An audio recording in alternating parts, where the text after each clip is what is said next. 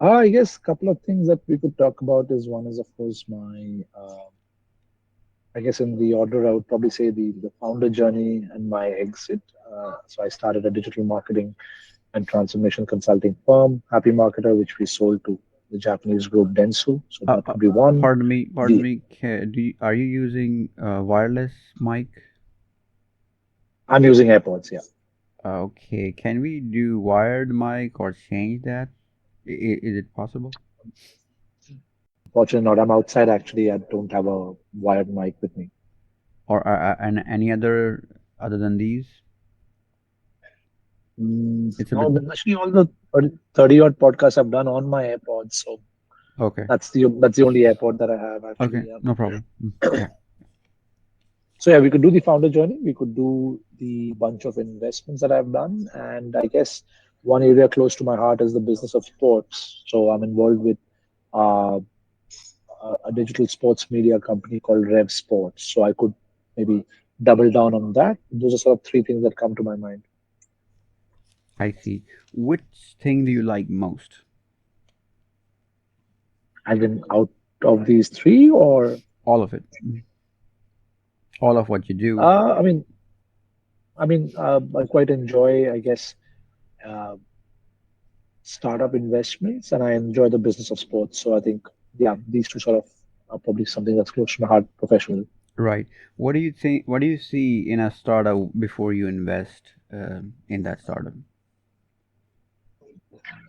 So there are three sort of fundamental elements that are close to my heart. One is, of course, the founder and the founding team. I think ideas are great, but I think what matters to me is the quality of the founders and are they the right fit for the problem that they're trying to solve? Because ideas come and go, people pivot.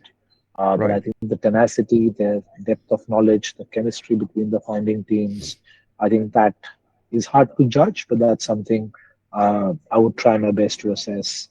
The other thing is, of course, the if I zoom into the problem, how sort of relevant is that problem in the market? How large is that problem? Who else is trying to solve it in what direction? So the size scale of the problem statement, I think, is the second thing that I look at.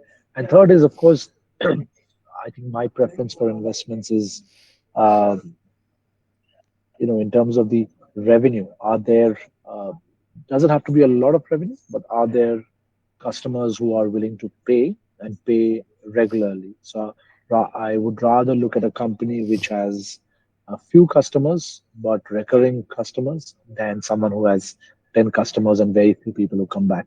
So these are sort of three parameters that I would typically look at.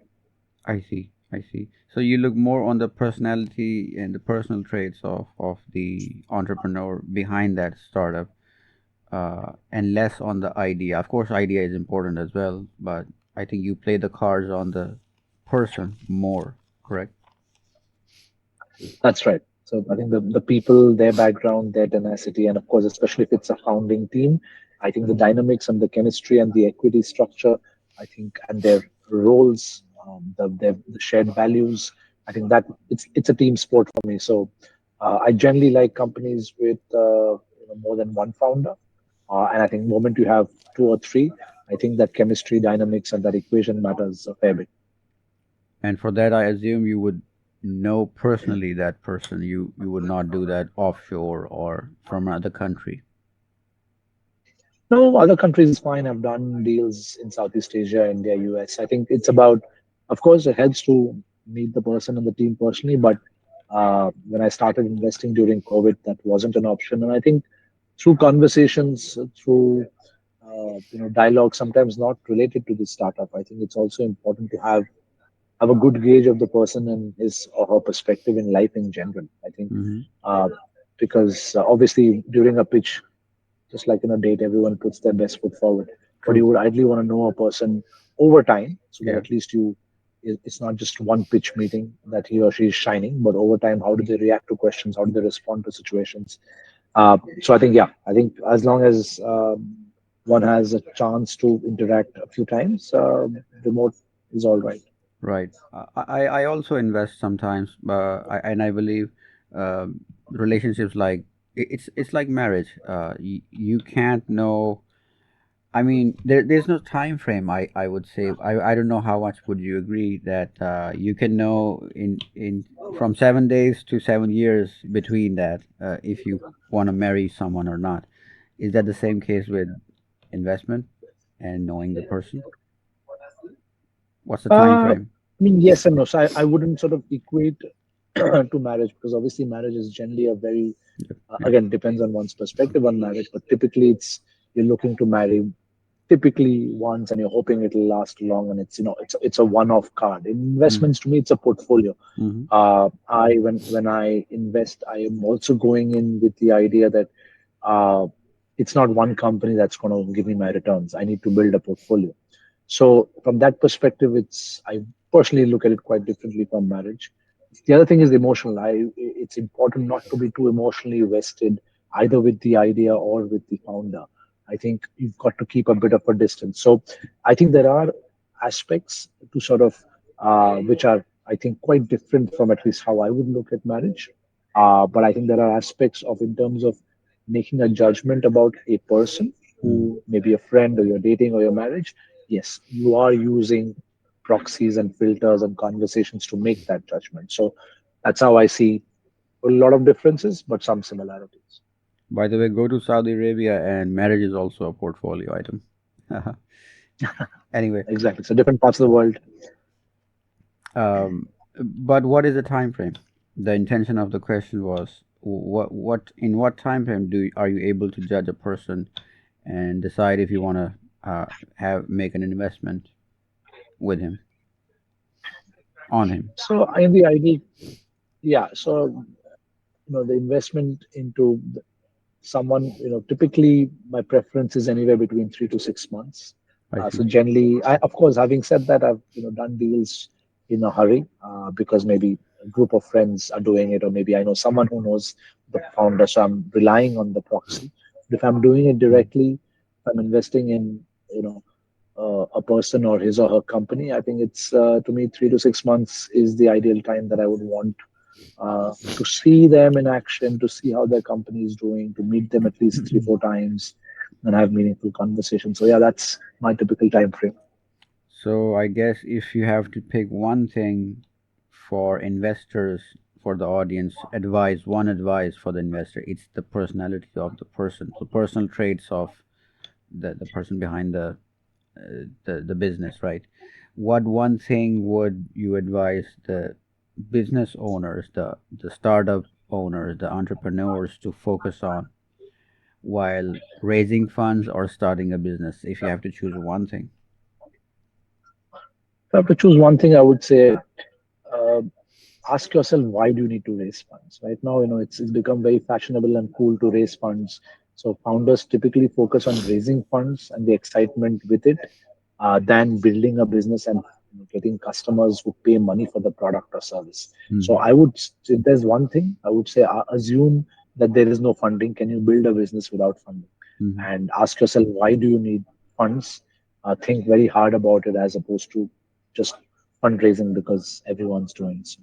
If the guy don't have the money to make the software, it demands team and coding and whatever, and it's a long software. Yes, so again, depends on nature of software. But again, when you question that, it will hopefully help you deliberate and understand. So answer could be, well, I need to raise funding, and I need to raise fundings because I need money for Mm. X, Y, Z. You need to go down saying, who do I want to raise money from? Uh, is there any friends family? Is there any syndicate? Is there any bank? Is there any before I get to the usuals of VC fundraising? So the reality is there are lots of options. In fact, Mm. equity is not the only way of raising funds. You can take loans, you can take debt, you can. So the reason of asking those questions is because hopefully one thinks through. There are many companies that have come out of university with university grants. So unless one thinks and deliberates and debates the pros and cons, Right. one typically can fall into the pitfall of saying, "Oh, I need to build a software. I need $1 million. I need to go to a VC." It becomes a standard de facto answer. Sometimes the reality is maybe I only need 50K to build a proof of concept. Sometimes maybe I've seen companies who don't have money, who have not been able to raise, but they have somehow used their network to get a customer, a big insurance brand in this case, to say, you know what, give me 6 months.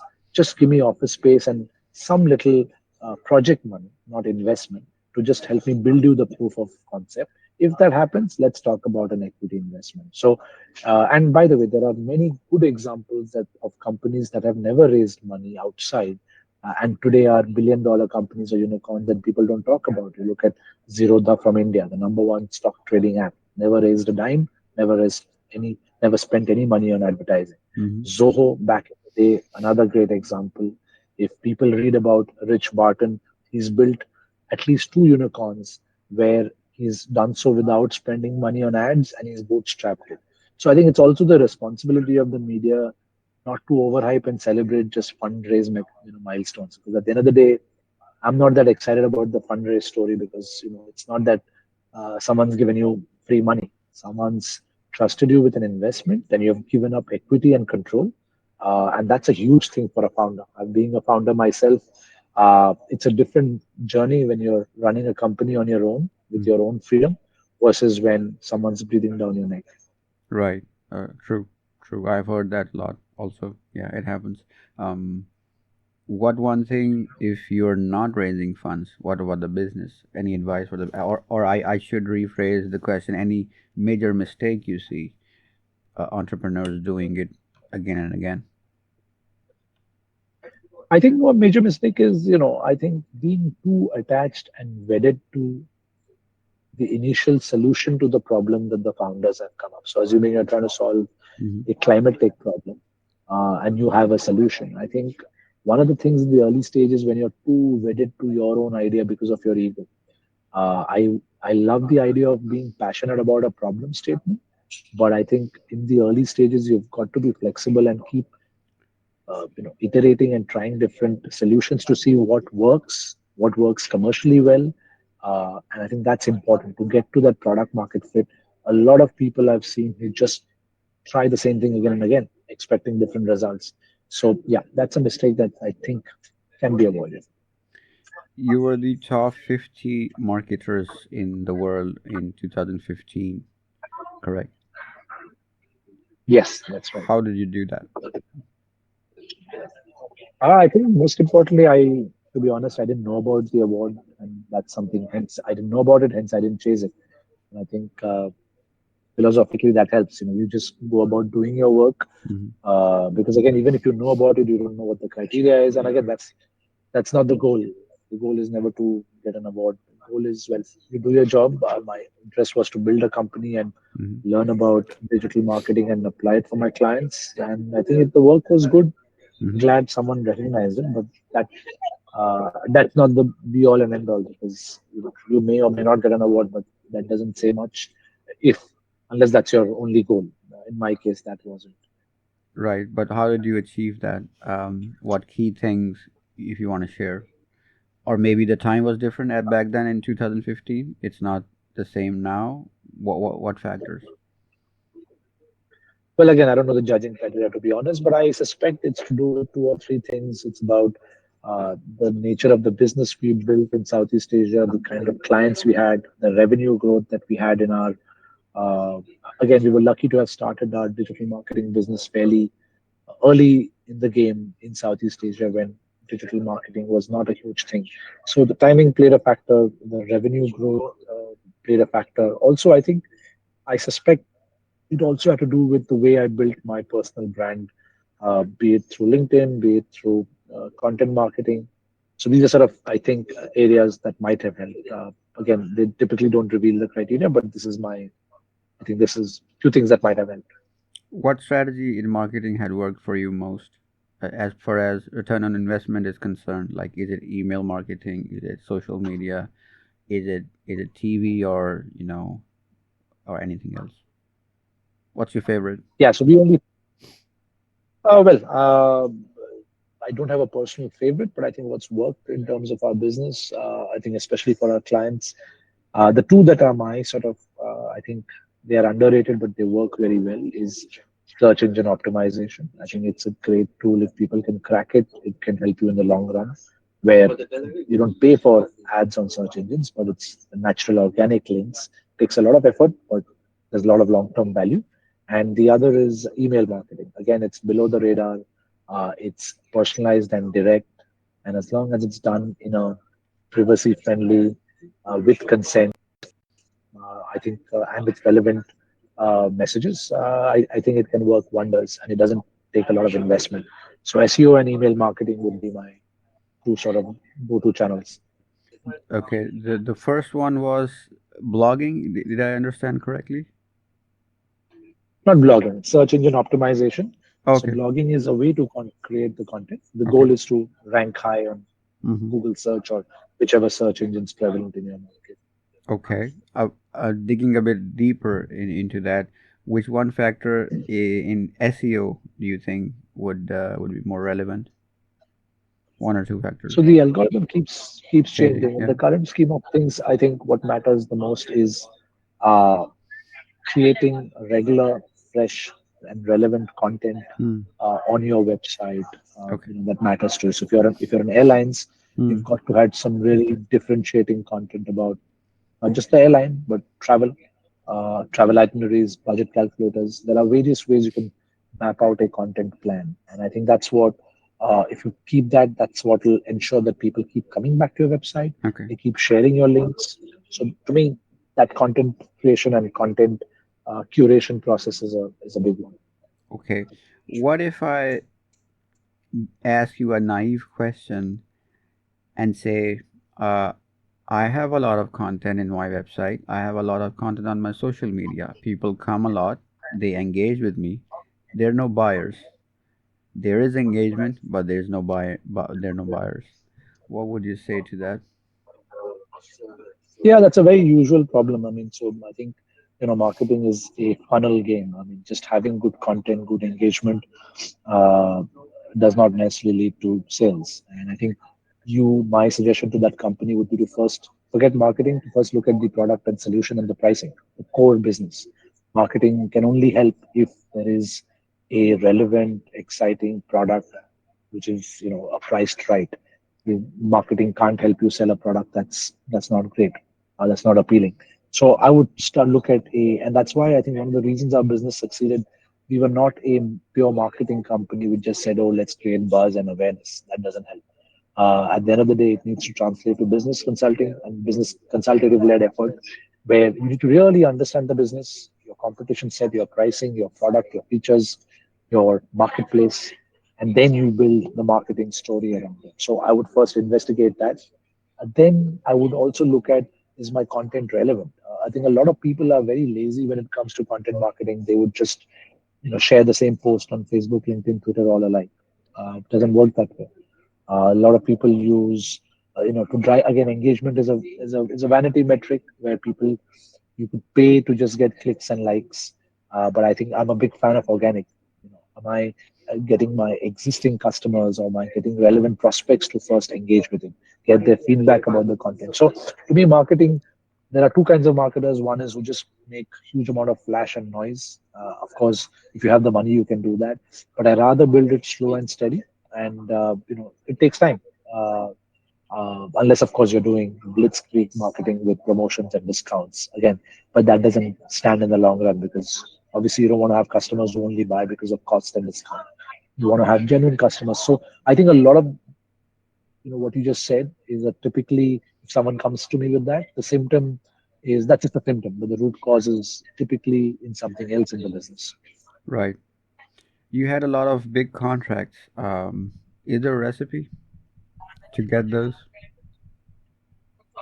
I think again, that's to get large enterprise contract, it takes time. But I think the two things that sort of made a difference is relationships. I think most large enterprise contracts are built on trust, credibility, and relationships. So Hmm. you need to invest a lot of time, effort, money in building those relationships with people, because ultimately, whether it's software, whether it's social media, email marketing, it's ultimately a human deciding or a group of humans deciding. So I think in enterprises you've got to be cognizant that you're not dealing with just one person. There could be four or five decision makers, influencers. So you've got to build relationship. Hmm. And I think by relationship I don't mean whining, dining. Those are the days of the old school days of trading. But what I mean is again that's why I use the word trust and credibility. It ideally needs to come through thought leadership and education. The other side needs to believe that you understand the problem. You can solve their problem. You will be there to listen. You will be there to co-create. So it's a very soft element of trust, which is built through both the softer elements of relationship building, but also through thought leadership and building credibility through one's domain knowledge. So these are two things that I think helped me. We spent a lot of time doing that. The first, it didn't happen in the first 3 4 years, but we had sort of laid the foundation in those first 3 years, and then from year 4 and 5, we could reap the benefit. Right. Why do you prefer Singapore? Why not your home country where you were born? Uh, well, circumstances. It's not that I don't prefer my home country. I think currently India is doing fabulous, and again, my business is based out of Singapore and India. So we do work everywhere. And right now, if I Mhm. look at any other, if I look at founding another company, I think India will be core part of it, not just from a delivery perspective, but as a market. It's come up really, really well in the last 3 to 5 years. So for me, it was circumstances. I grew up in India, and then my family had moved to Indonesia, and did my high school there, and then moved to Singapore for my college. So because I was here for my college, one thing led to the other. I started working here, worked for the government. I worked for a couple of private sector companies, and then me and another classmate started it. So I think the founder journey was more accidental and circumstantial. India has always been our delivery center. We do have some clients in India, uh, but like I said, if there's another startup inning somewhere, India definitely will be a big part. Right. How can you help the audience if anyone in the audience tries to approach you, most probably entrepreneurs and startups? Uh, how can you help them, and how can they approach you? Uh, Approaching, I think easiest is on LinkedIn. Mm-hmm. So if you can share, you can find me on LinkedIn, Prantik Mazumdar. I think a direct message would help. In terms of how can I help, again, depends. I do advise a lot of founders. It depends on what the need is. Some people need help on understanding how to build a business plan. Some people need help on hiring and building culture. Some people need help on fundraising. So these are sort of problem areas which are of interest for me. I do spend some time with founders to sort of, most importantly, understand what the problem is. I think the biggest challenge is sometimes people focus again on the symptoms, and they don't spend time understanding the root cause of the problem. And so I think a few conversations help me sort of analyze what the real problem is, to articulate it, to crystallize it, to align and agree that this is the problem. And then there are Mm-hmm. always multiple ways of solving it. So I think that's typically been my approach. A few conversations to see. Firstly, once they crystallize, am I even the right person to help? But firstly, is to understand what the problem is. Right. What should they expect you in exchange? Is there a cost? Of course, there would be something. You can't help the whole world for free and all the time. You have your own stuff going on. So, what should they expect? Depends again. So there are, I think, three models of engagement. Some again, it's just if it's one or two conversations. Again, there's nothing. There's just conversations that happen. In many cases, it's advisory equity, where if it's a longer term engagement, Mhm. it's on an equity basis. In some cases, if it's larger stage, late stage companies, they're typically board level engagements where there's your classic quarterly board meeting fees. So yeah, these are sort of three more. I mean, so it's typically equity or board meeting fees. Typically, that's how it's worked out. Would you be able to share any monetary numbers? Now it's very very varied. So and it depends on the founder. So it's not my core job. So Right. there is no really rate card or monetary thing. It depends on the conversation. Okay. Advisory equity sounds interesting, by the way. Which I assume that you would be or advising the person about the business strategies, and in turn you will have an equity in the business, which is very interesting. That's You'll be advising, or you or anybody would be advising from their heart. Interesting. that's right. And Yeah, and it's a long term play, and yeah, that's right. hmm, hmm. Okay. If you some personal questions and then some questions about Singapore and the life over there. If you had a billboard and you would be able to put anything on it, pictures, words, but you can't do that for your business, and the whole world would see it, what would you put on the billboard? I think what I would put on the billboard is probably two words really. I think Mm-hmm. the two words that sort of two or three words probably that have sort of driven my life's philosophy is I think empathy. I Mm-hmm. think the message would be to be firstly to and empathy stems from I think gratitude to be I think be grateful. I think most of us perhaps even the audience listening, I think we should be grateful for what we have. I think obviously we all want more, we all want growth, but I think it's important to sort of have that gratitude and hence empathy. And the other is optimism. I think a lot of people don't take chances because they're not optimistic. And of course, there are 100 reasons why something can't work or something is not great. But the question is, if one takes an optimistic view, uh, and that's why I love entrepreneurship because most entrepreneurs typically have an optimistic view of that. I don't know how to do it, but I think there's a way. And the third is get things done. I think it's one of my early bosses had told me. I remember I had gone to him with a proposal and I had analyzed the problem, and I in my presentation all I had done is given him 20 reasons why something is not going to work and 20 problems. And he told me very early in the game that look, I didn't hire you to tell me the problems. I know the problems. Tell me what are you going to do about it. Mm-hmm. So I think the three words would be gratitude, gratitude and empathy, optimism, and get things done. I think that's my message. I think most problems generally are solvable if you come from that lens. Right. Is there any advice that you would give to your younger self or people who are in their early years of career mistakes I or think, yeah? yeah, I think the advice I would give any young person is to take more risk. I think generally, especially in Asia, I think, and again, this is already changing. I see that today in Indonesia, I see it in India, where people want to take chances and take meaningful risk, whether it's in terms of entrepreneurship, whether it's in terms of personal life. I think we are quite blessed to be in an era that we don't need to take up, uh, I guess, jobs for a lifetime, like perhaps our parents or grandparents had to, because obviously they grew up in a different environment. And I think we should capitalize on that opportunity. Is I would same here. I started at the age of 28. Again, no regrets, but you know what? I perhaps could have started or could have started thinking about it uh, earlier. I think that's one. And the other is really about which I've always believed is I think it's important. Again, going back to that empathy and gratitude, I think it's important, if possible, to try and if especially if you're starting something, to try and see how can you take others along with you in the journey and create impact.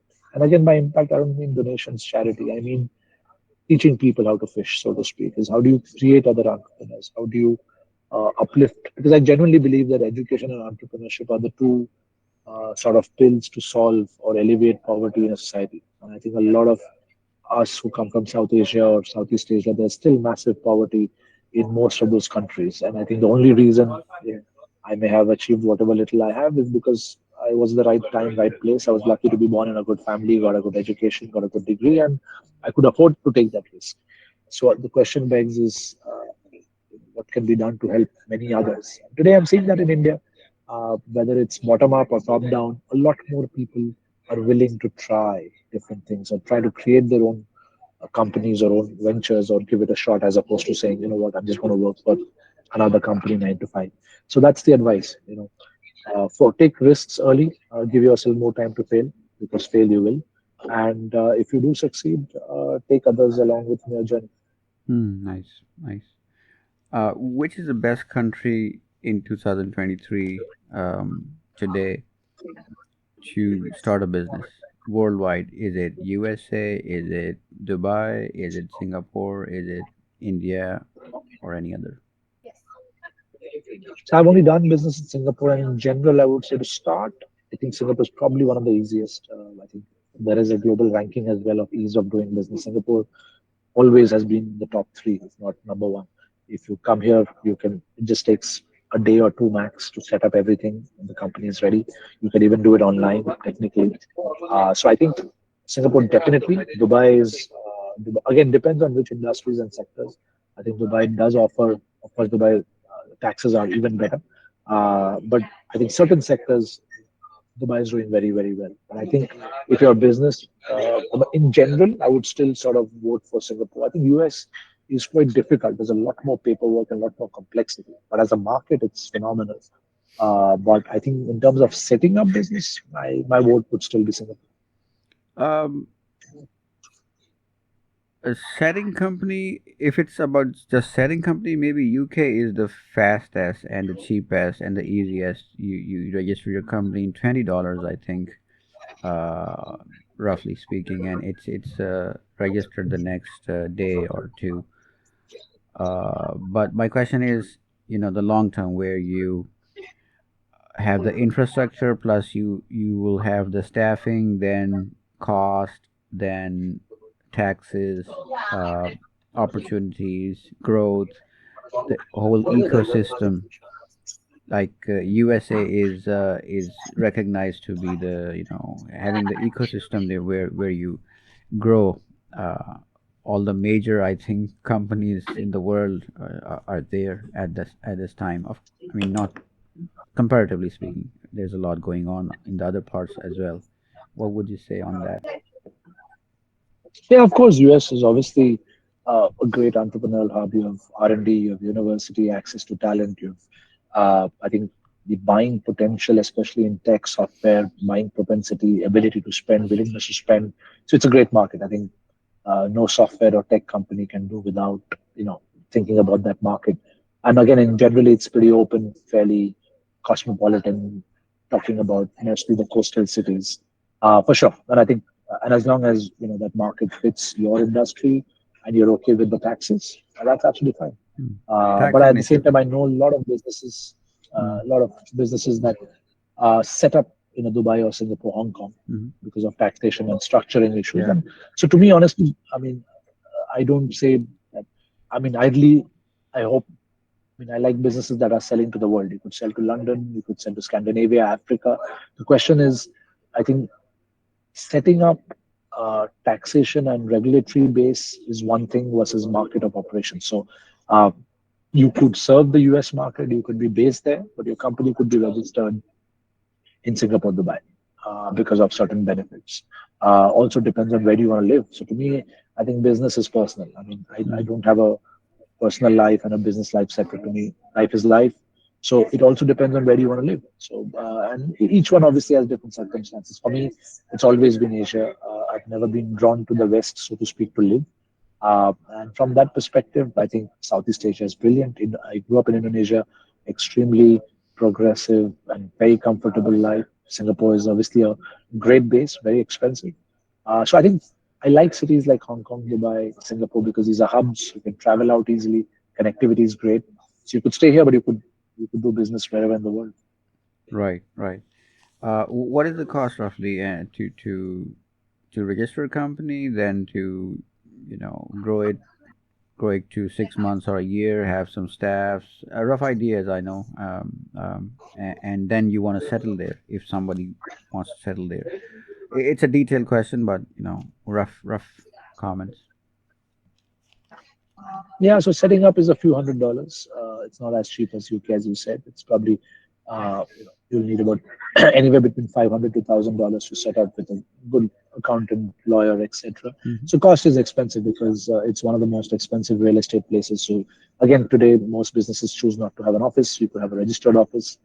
People's salaries are expensive. So if you're looking at full-time employees on an employment pass, you're looking easily at about $6,000 to $8,000 per month if you're hiring people here. So Singapore, typical, early stage talent base is at the least 6 to 10,000 a month, depending on seniority. So yeah, if you multiply that for a year, that's easily, with office, couple of people, etc. You're looking at least, including your salary. I mean, a few $100,000 a year for sure, which is obviously a lot of money. So Singapore, from that expense perspective, definitely, it is just like Tokyo, New York, Melbourne. Each of these cities are fairly expensive. So that's the other side of the story there. So hence, most people set up a company, but then they would typically have a base, a delivery base, or their backend in Vietnam, Indonesia, Philippines, India, Sri Lanka, Pakistan. Depends on again where you can get the right kind of talent. When do you get the citizenship? Well, once you get into the country. No, Singapore doesn't have a standard approach like that. It's you've got to apply. You've got to be an employment pass, then you become a permanent resident, and you've got to apply. It's on a case by case basis. There is, unlike Australia, Canada, there's no point system. So they look at it's a small country, so they've got to be very particular about what profile. And the criteria is again depends on them. So it's not a Right. standard clear path. When do you get PR? Again, depends. You got to be at Ah, least 2 years of employment pass. It's not when. You may never get it, or you may get it. It depends on your profile. Depends on what you're doing, right. and you got to apply. Yeah. I see. I see. Last question: is there anything that I missed that you want to add, or be asked, or wished to be asked, or share? No, I'm glad got to share what I did. I just that I would just probably up on the point of I think, especially if there are in the audience there are founders or to be founders. I think it's a lonely journey. It's a long journey.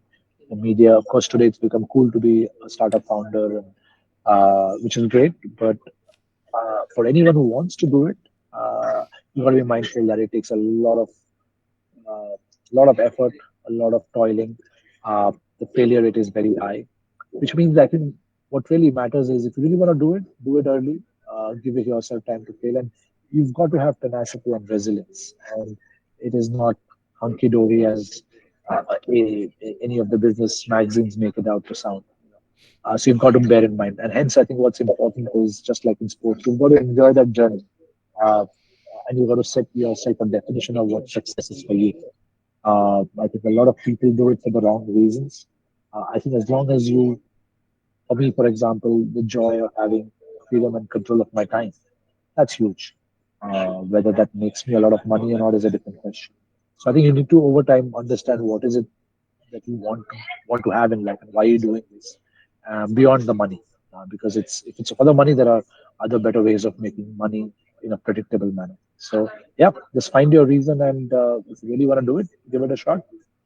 Fantastic. It was great talking to you, and thank you for your time.